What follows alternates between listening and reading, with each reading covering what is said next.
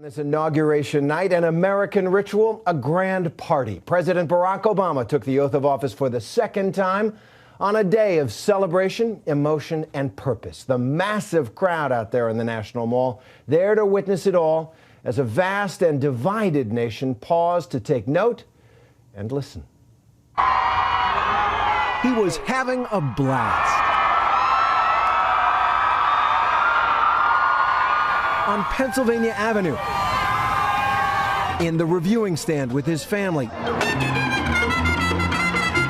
at lunch with congressional leaders, and up on the Capitol's West Front, Barack Obama clearly relished and savored every moment of his second inauguration. I, Barack Hussein Obama, do solemnly swear that I will faithfully execute the office of President of the United States. A sea of people stretching down the mall, not as many as 4 years ago, but still more than 500,000 strong, witnessed the grand ritual that every 4 years confirms American democracy in a uniquely American way.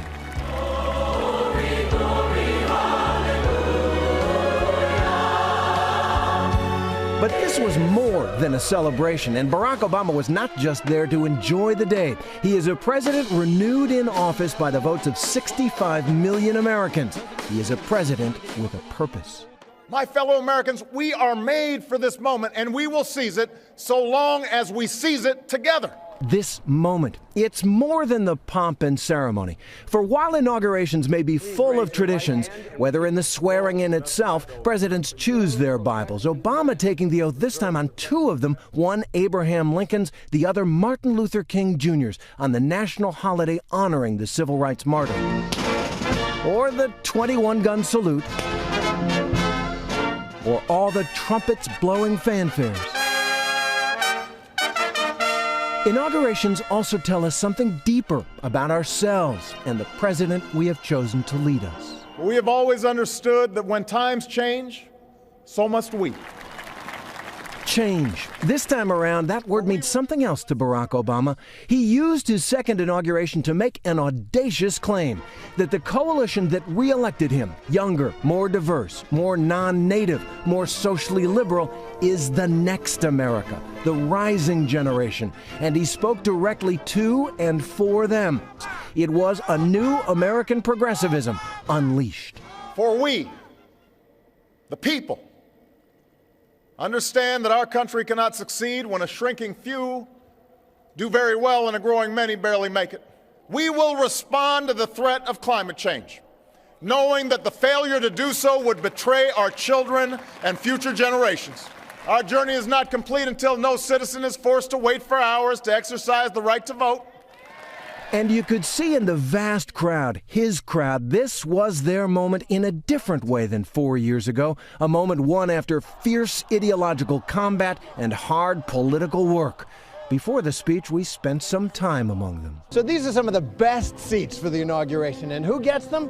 All of these reserved for spouses of members of the House of Representatives, and they are great seats. Just a few yards from where the president takes the oath of office, gives his inaugural address. Others who get this close, big donors for sure, the well-connected and old friends. Well, in most ways, he's still the same guy. He's the same guy you knew. He has a heart as big as the world. John Belcaster was Barack Obama's law partner in a 9-person law firm doing civil rights work in Chicago from 1993 to 2003. Around the law, our tiny law firm, he's somebody who never raised his voice. The no-drama Obama that you hear about today was the no-drama Obama back in 1993, 94, 95. And dotting the crowd, there were the young celebrities drawn to Obama: Katy Perry and John Mayer, Jay-Z, John Legend, and actor Jeffrey Wright, who spoke of the hope in the day. It's about our country.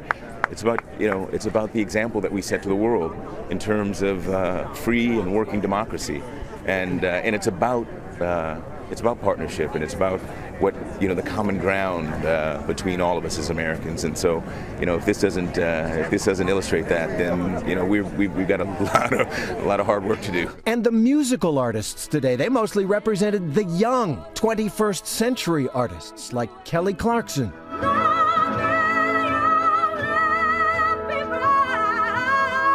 and an Obama favorite and friend, Beyonce.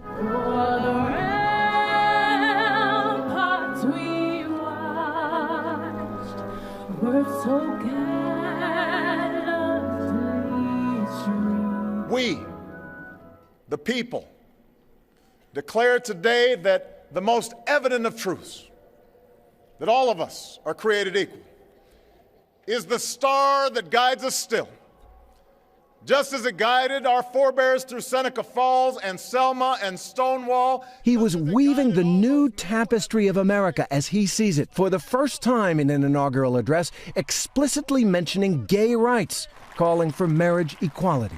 Our journey is not complete until our gay brothers and sisters are treated like anyone else under the law. For if we are truly created equal, then surely the love we commit to one another must be equal as well. And with an eye on the immigration reform he's promised and the 60% of the Hispanic vote he won. Until bright young students and engineers are enlisted in our workforce rather than expelled from our country. Clearly, the president has an agenda. He has an agenda that he wants to pursue in his second term. Some Republicans may not agree with that agenda, but I thought his speech was broadly American. It was patriotic. It was uplifting. As he left the podium for the congressional lunch and the parade and the celebrations, Barack Obama wanted to pause, to linger, and to look once more.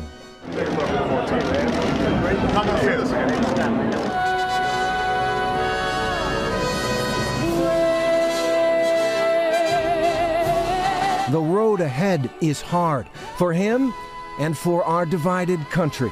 But today, at least, it was fun.